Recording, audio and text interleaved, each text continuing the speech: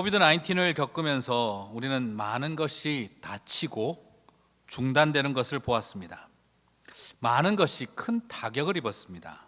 특히 많은 사람들이 모이던 곳, 뷔페라든지 극장, 백화점 이런 곳들은 아주 치명적인 어려움을 겪고 있습니다. 일시 중지했거나 아니면 근본적으로 문을 닫아야 하는 것을 심각하게 고려해야 할 상황이 있습니다. 아니면 새로운 대안을 찾아내어야 하는 그런 환경 가운데 있습니다. 그리고 더 놀라웠던 것은 교회가 추구해왔던 큰 규모의 예배도 더 이상 드려질 수 없다라는 사실 앞에 우리가 서게 되었습니다. 여기서 많이 당황스럽게 됩니다. 혹시 교회도 비슷한 가치를 추구한 것은 아닐 텐데 왜 똑같은 상황이 되었을까라는 질문도 던지게 되어집니다. 자, 이 상황은 우리 교회에게도 그리스도인들에게도 심각한 선택을 도전합니다. 무조건 옛날로 돌아갈 것인지, 그래서 다시 모이는 웅장한 예배를 추구할 것을 선택할 것인지를 질문합니다. 아니면 교회도 포기하고 문 닫을 준비를 하든지, 아니면 뉴 노멀에 맞는 새로운 대안을 찾아서 어떻게 하면 이 상황에 맞는 새로운 접점을 찾아내어 갈 수 있을지 우리들에게 선택을 도전하고 있습니다. 한 번도 경험해 본 적이 없는 일, 우리가 쌓아온 인생의 경험으로선 도무지 설명할 수 없는 현실이 우리에게 다가오고 있습니다. 우리는 이럴 때 무엇을 선택해야 하는 걸까요? 저는 이런 황망한 상황을 경험하면서 사람들이 이 포로기를 경험하는 유대인들과 지금 우리의 상황이 어쩌면 유사하지 않을까 하는 생각을 해보았습니다. 그들도 상상을 못했을 것입니다. 성전이 닫히고 성전이 무너지고 예루살렘이 멸망하게 될 거라는 것은 상상해 본 적이 없는 일이었습니다. 하나님은 늘 솔로몬이 만든 성전 안에 계실 것이라고 믿었고, 그리고 우리는 그 성전에만 가면 하나님을 언제든지 만날 수 있고 하나님은 우리와 무조건 그 성전을 통해 함께 하신다라고 그들은 생각해 왔습니다. 절대 꺼지지 않을 줄 알았던 다윗의 등불 아닙니까? 그런데 그 성전의 등불이 꺼지고, 그리고 예루살렘의 성전이 무너지고 제사가 중단되어졌습니다. 성전이 무너지고 성전 제사가 중단되었습니다. 그때 유대인들 안에서는 어떤 질문이 일어나게 되었을까요? 성전이 하나님의 집인데 그렇다면 하나님은 어디에 계시는 것일까? 이제 우리는 어디에서 예배할 수 있을까? 이 성전이 무너지고 성전 제사가 중단되어 버렸으면 이제 우리는 하나님은 도대체 어디에 계시며 우리는 어디에서 예배할 수 있을까? 더더구나 이 유대인들이 예루살렘에 머무르고 있다면 그러면 그래도 무슨 방법이 나올 것 같은데, 이제 이 유대인들은 바벨론의 포로로 끌려가는 사람들이었습니다. 더 심각해집니다. 포로로 바벨론 땅에 잡혀간, 끌려간 우리는 정말 어디서 예배를 드려야 하는 걸까? 이 질문이 터져 나올 때 이들은 상당히 당황스러운 상황 가운데 오게 되었을 것 같습니다.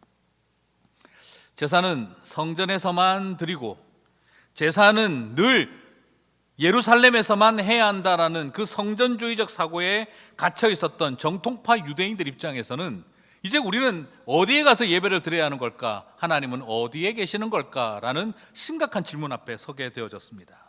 제사장이 있어야 하고 성전 기구와 집기가 있어야 하고 그리고 성전이라고 하는 건물이 있고 번제단이 있어야만 제사를 지낼 수 있다라고 생각했던 그들 아닙니까? 소위 말해서 유대인들은 요즘 우리가 말하는 것처럼 멘붕 상태, 정말 어쩌면 영적으로 붕괴 상태에 그들은 전락되어졌을 수 있습니다. 굉장히 혼란스러웠을 것입니다. 상상도 못한 일이었으니까요. 오늘 어쩌면 지금 우리가 겪고 있는 우리의 이 팬데믹 상황, 어쩌면 정부에서 찬양을 하지 말라는 권고 사항이 나오고 소그룹 모임들을 자제해달라는 요청이 나와 하는 이런 시대를 살아가면서 우리는 정말 하나님은 어디에 계시며 우리는 어디에서 예배를 드려야 하는 걸까 하는 당황스러움이 일어납니다. 여러분, 이 당황스러움 속에서 그들은 무엇을 생각했을까요? 아마도 첫째 부류는 바벨론의 마루둑에게 우리들의 신이신 바벨론의 신인 마루둑에게 우리의 하나님이신 여호와가 패배했으니까 이제는 뭐 예배고 뭐고 다 필요 없다. 우리를 이겨버린 여호와보다 더 센 것처럼 느껴지는 그 마루둑 신전에 가서 이제 우리는 그곳에 가서 마루둑 신전에 가서 제사를 지내면 된다. 많은 유대인들 중에 일부는 배교와 그리고 매국이라고 하는 길을 선택할 수밖에 없었을 것입니다. 또 두 번째 부류는 하나님이 곧 바벨론을 쳐서 심판하신다. 조금만 견디며 기다리고 저항하자. 우리는 곧 성전 짓기 다 챙겨서 돌아가서 다시 예루살렘에서 제사를 지낼 날이 오게 될 것이다 라고 선포하며 그들은 굉장한 저항의식을 갖고 있습니다. 이 두 번째 부류는 순교와 애국을 외치는 사람들이었습니다. 실제로 패망 이후에 이 두 가지 현상은 그대로 일어났습니다. 그 중에서 가장 강력했던 사람들은 바로 두 번째 부류였습니다. 하나님은 곧 저 느부갓네살 왕을 쳐버리고 성전 짓기를 챙겨들고 우리는 돌아가서 예루살렘에서 예배할 날이, 제사할 날이 올 것이다. 바로 우리가 잘 알고 있는 거짓 선지자 하나냐가 외쳤던 메시지였습니다. 그는 굉장히 강력하게 순교자의 각오를 하게 하고 그리고 유대의 삶은 영원하다는 애국적인 메시지를 외쳤습니다. 감동적이었습니다. 예레미야 28장 1절에서 3절을 보면 이렇게 나옵니다. 선지자 하나냐가 여호와의 성전에서 제사장들과 모든 백성이 보는 앞에서 내게 말하여 이르되 만군의 여호와 이스라엘의 하나님이 이같이 일러 말씀하시기를 내가 바벨론의 왕의 멍에를 꺾었느니라. 내가 바벨론의 왕 느부갓네살이 이곳에서 빼앗아 바벨론으로 옮겨간 여호와의 성전 모든 기구를 2년 안에 다시 이곳으로 되돌려 오리라.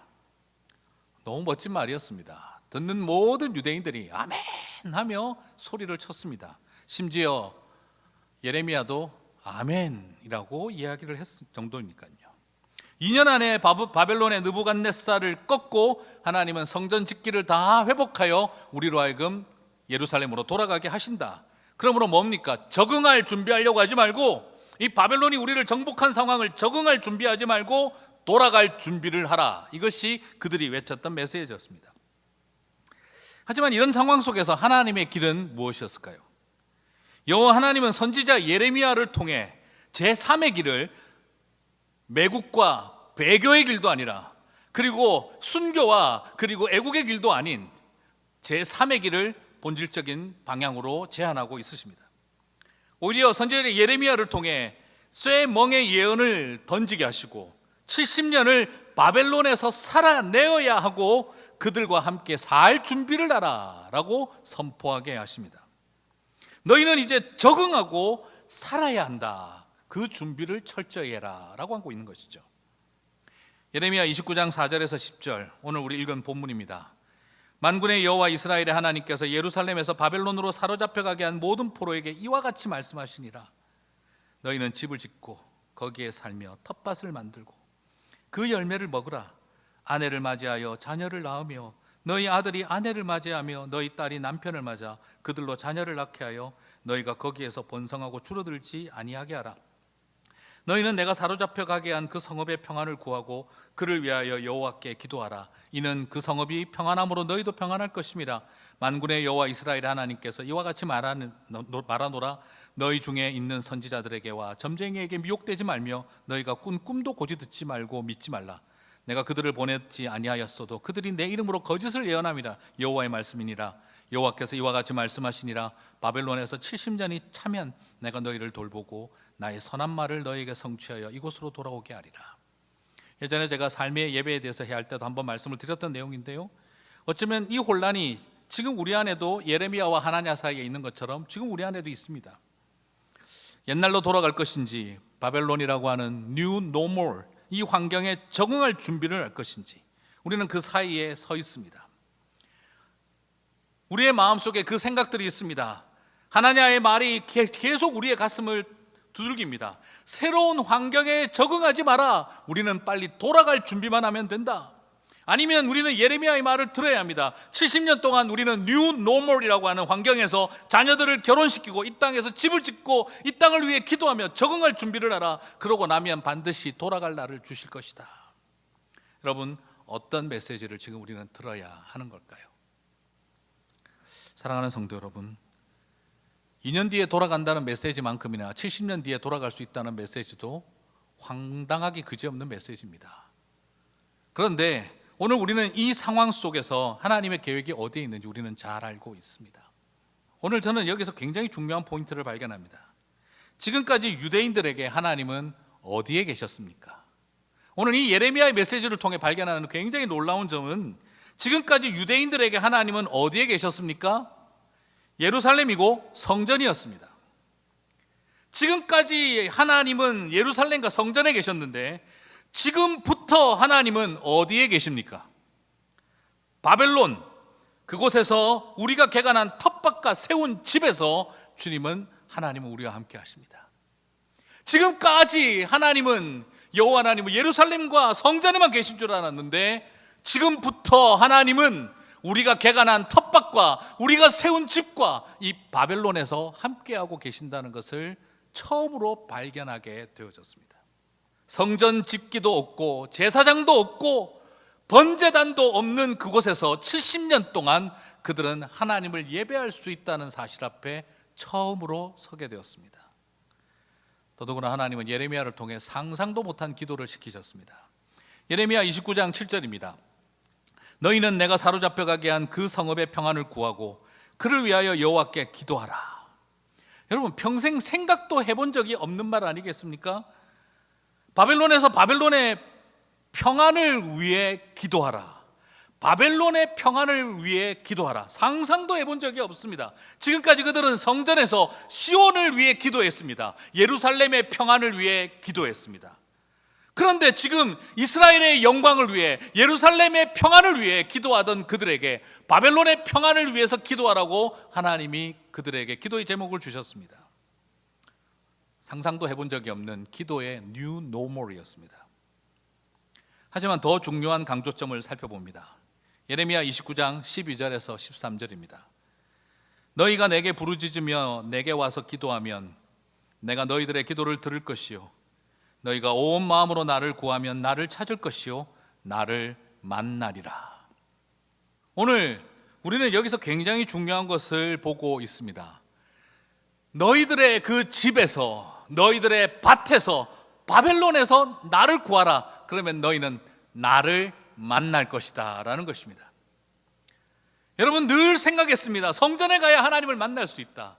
그리고 성전에 가야 우리가 하나님을 구할 수 있다. 성전에 가서 하나님을 찾을 수 있다. 예루살렘에 가서 하나님을 부를 수 있다라고 생각했습니다. 그런데 오늘 주님은 성전이 아닌 너희들의 집에서 나를 만나라는 것입니다. 성전이 아닌 너희들의 밭에서 나를 만나라는 것입니다. 성전이 아닌, 예루살렘이 아닌 바벨론에서, 그 저작거리에서 너희는 나를 만나라. 나는 항상 너희들의 기도를 듣는다라고 하신 것입니다. 간접적인 만남이 아니라 직접적인 만남. 여러분 아시지 않습니까? 유대인들은 하나님을 직접 만나면 죽는 줄 알았습니다. 유대인들은 하나님을 만나면 죽는 줄 알았습니다. 그런데 오늘 하나님은 두 번에 걸쳐서 말씀하십니다. 내가 너희를 만나리라. 사랑하는 성도 여러분, 바벨론 포로기 뉴 노멀은 예루살렘으로부터 엄청 멀어진 시간이었습니다. 바벨론으로 갔던 뉴 노멀은 하나님으로부터 멀어진 곳이라고 생각했습니다. 그런데 오늘 주님은, 여호와 하나님은 예레미야를 통해 말씀하십니다. 바벨론 포로기 이 뉴 노멀은 너희가 하나님과 나와 멀어진 시간이 아니라 하나님과 더 가까워진 시간이라. 이제 너희는 나와 대면하여 만나는 관계가 되어졌다. 대제사장만 하나님과 만남의 자리로 들어가고 모세만 하나님과 만남의 자리로 들어가는 것이 아니라 포로기에 잡혀있는 모든 사람들에게 내가 너를 만나 주리라 하고 약속하셨습니다. 예레미야는 엄청나게 선언한 것입니다. 하나님은 거기에만 계신 것이 아니라 여기에 우리와 함께 하신다는 것입니다. 어쩌면 이런 메시지를 던질 수 있었던 건 예레미야가 평생을 예루살렘만 지켜온 사독 계열의 제사장이 아니라 아나도시라고 하는 변방에서 하나님을 예배하던 제사장, 선지자 출신이었기 때문에 어쩌면 그랬을런지도 모르겠습니다. 여러분, 다니엘의 기도를 기억하십니까? 다니엘서 6장 10절을 보시면 다니엘이 이 조서에 왕의 도장이 찍힌 것을 알고도 자기 집에 돌아가서는 윗방에 올라가 예루살렘으로 향한 창문을 열고 전에 하던 대로 하루 3번씩 무릎을 꿇고 기도하며 그의 하나님께 감사하였더라. 여기서 우리의 관심을 끄는 것이 무엇입니까?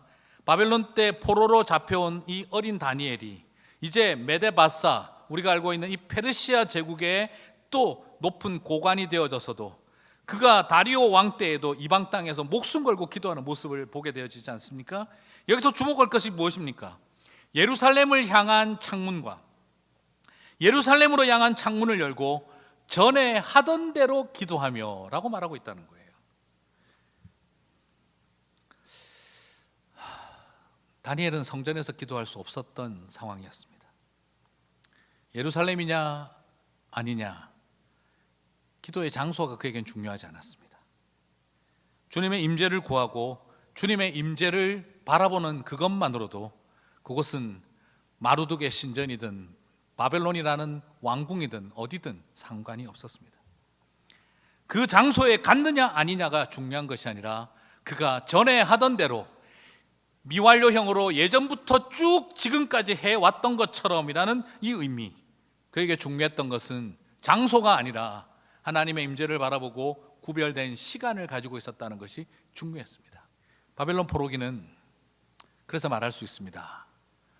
그것은 기도의 여정이었다라는 것입니다. 바벨론의 포로기는 예배와 제사보다 그들에게는 강렬한 기도의 여정이었습니다.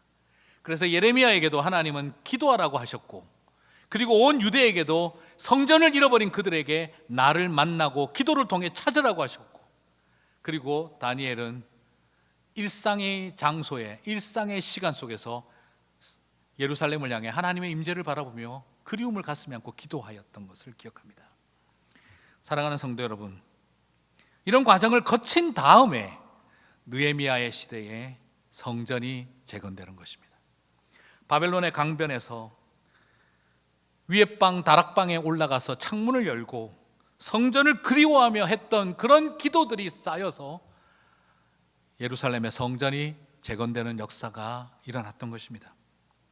저는 지금은 바로 이런 기다림의 여정 속에서 그리움을 쌓아가는 시간이라고 믿습니다. 사랑하는 우리 성도 여러분, 여호와 하나님을 찾으십시오. 여호와 하나님을 구하십시오.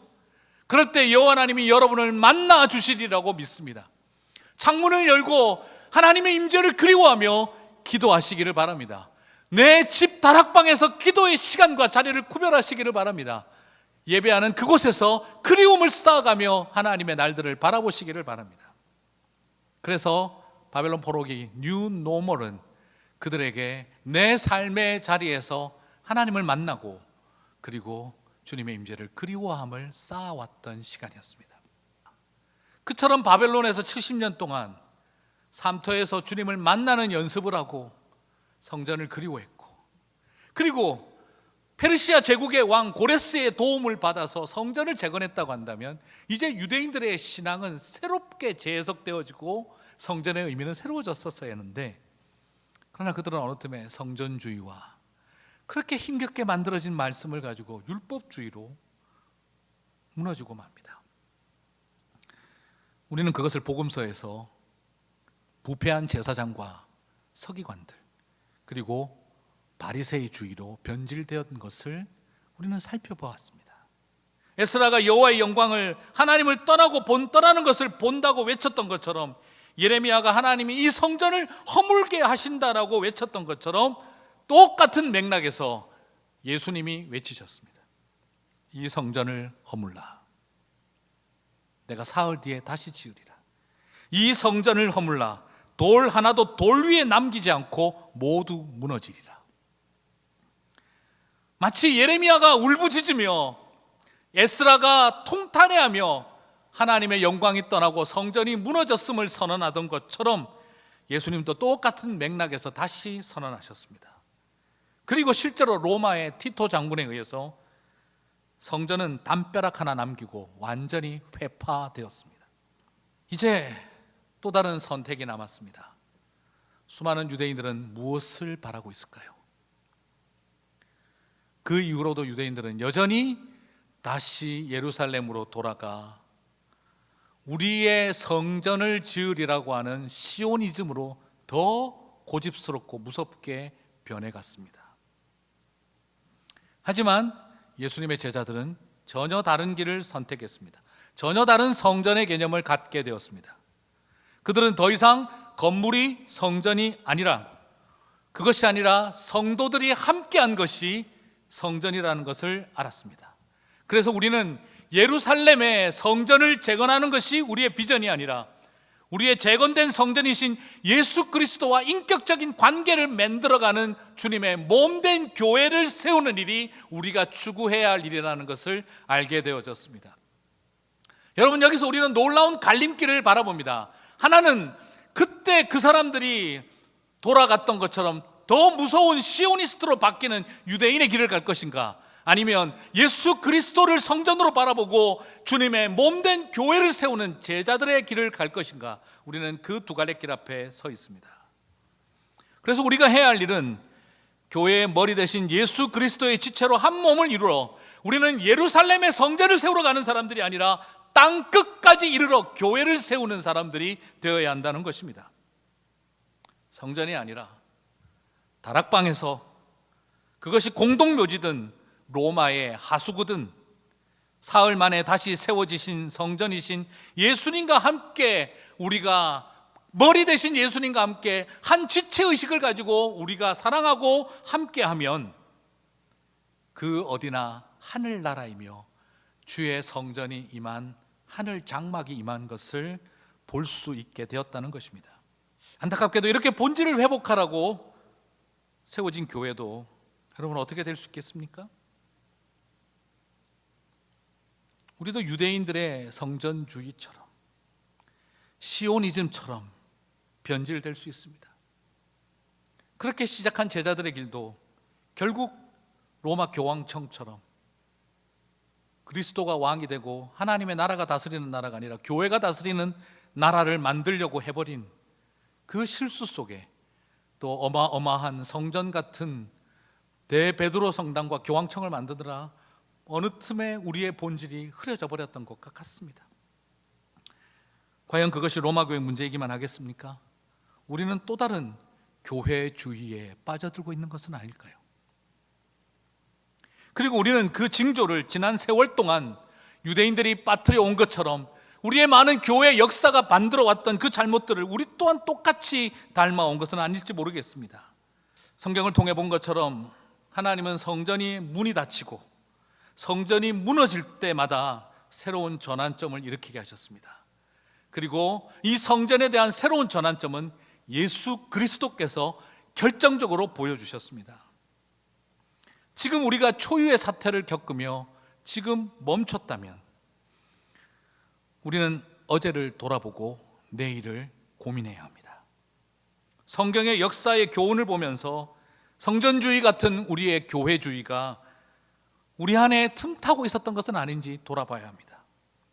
이 성전을 허물라 내가 다시 지으리라 하셨던 예수 그리스도의 외침이 돌 하나 돌 위에 남기지 아니하고 내가 다 무너뜨리리라고 하셨던 예수님의 그 외침을 오늘 우리는 어쩌면 이 시대의 교회를 바라보며 우리가 기억해야 하는 것은 아닐까요? 안식일을 위해 사람이 있는 것이 아니라 사람을 위해 안식일이 있다. 안식일의 주인은 사람이니라. 그렇게 말씀하셨던 예수님의 마음을 다시 한번 생각해 봅니다. 성전이 닫히고 제사가 멈춘 다음 하나님은 어디에 계신가? 그 묻는 유대인들에게 주님은 바벨론에서 만나자 하셨습니다. 바벨론에서 만나자. 그리고 아까 읽보았던 29장 12절 13절처럼 그 바벨론 땅에서 너희가 부르짖으며 내게 와서 기도하면 내가 너희들의 기도를 들을 것이요 너희가 온 마음으로 나를 구하면 나를 찾을 것이요 나를 만나리라고 약속하셨습니다. 사랑하는 성도 여러분, 성전이 닫히고 제사가 멈춘 후 내가 너희들의 기도를 직접 듣겠다 하신 우리 하나님의 음성을 기억합니다. 이제 말씀을 정리할까 합니다. 이렇게 설교하고 나면 우리 성도님들 되게 걱정이 많으실 것 같아요. 아유, 우리 송 목사님은 이제 우리와 같이 교회로 안 모이고 싶기로 결정을 했나 보다, 그렇게 생각하실까 봐 살짝 걱정됩니다. 교회에서 함께 예배하고 싶다는 마음을 가진 나는 틀렸다는 말인가? 라고 또 마음이 상하실까 봐 죄송한 마음도 있습니다. 절대 그렇지 않습니다. 빨리 교회에 모이고 싶고 같이 예배하고 싶습니다. 누가 뭐래도 교회는 얼굴과 얼굴을 마주하고 모여야 교회입니다.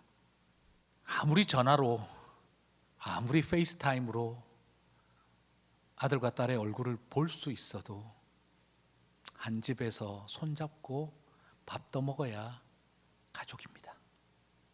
예배할 때마다 자리에 앉으시는 성도님들의 얼굴이 저기에 손들고 찬양하던 우리 집사님의 모습, 이 앞에서 늘 나를 바라보시며 고개 끄덕이시던 권사님 모습, 때로는 저 뒤에 꼭 늦게 들어오시지만 얼마나 피곤하셨는지 들어오시자마자 졸리는 눈으로 앉으시지만 그래도 끝까지 졸음 이겨보려고 애쓰시며 들어보려고 애쓰시던 성도님들의 모습이 하나하나 떠오릅니다. 그럴 때마다 마음이 울컥합니다. 왜 우리가 교회로 모여야 하는지, 모이는 공동체가 왜 중요한지 다음 주에 꼭 또 설교 나누도록 하고 싶습니다. 지금은 그렇게 대면하여 드리는 예배가 될 수 있도록 가장 안전한 공간을 만드는 데 주력하고 있습니다. 조금만 더 기다려 주십시오. 적은 수라도 가장 안전하게 예배할 수 있는 공간이 될 때까지 이 그리움을 삭혀두고 있습니다. 모이는 공동체를 포기하지 않으면서 어떻게 하면 가장 안전하게 예배를 드릴 수 있을까? 지혜를 동원하고 모든 상상력을 동원하고 있습니다. 다만 지금은 바벨론 포로로 간 것 같은 이 뉴노멀의 자리에서 진지하게 하나님 음성에 귀를 기울이는 것을 우선순위로 두고 싶습니다. 정말 깊은 돌아봄과 돌이킴이 있어야겠다 하는 생각이 듭니다. 사랑하는 성도 여러분, 그동안 밭에서 예배를 일구십시오. 가정이 성전이 되게 하십시오. 자녀들을 결혼시키며 천국 혼인잔치를 경험하십시오. 바벨론 강변둑에서 채찍 맞아가며 불러보라 그래서 부르는 노래지만 그곳에서 아름다운 찬양을, 성전을 그리워하여 부르십시오. 창문을 열고 성전을 바라보며 하나님 앞에 머리를 조아리고 기도하십시오. 사람들은 묻습니다. 하나님은 어디에 계시는가? 성전의 문이 닫히고 제사가 중단된 지금 우리는 어디 가서 하나님을 예배할 수 있는가? 기억하십시오.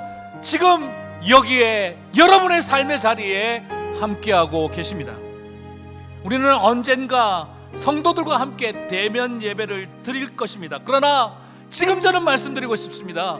주님과 대면 예배를 드리십시오. 교회로 돌아오기 전에 여호와께 돌아가셔서 성도들과 대면 예배를 드리기 전에 주님과 대면하여 만나는 기도, 대면하여 만난 예배자로 대제사장으로 우뚝 서서 이곳에 다시 돌아와 형제와 자매가 함께 찬양하며 예배하는 날이 있게 되기를 주님의 이름으로 축복합니다.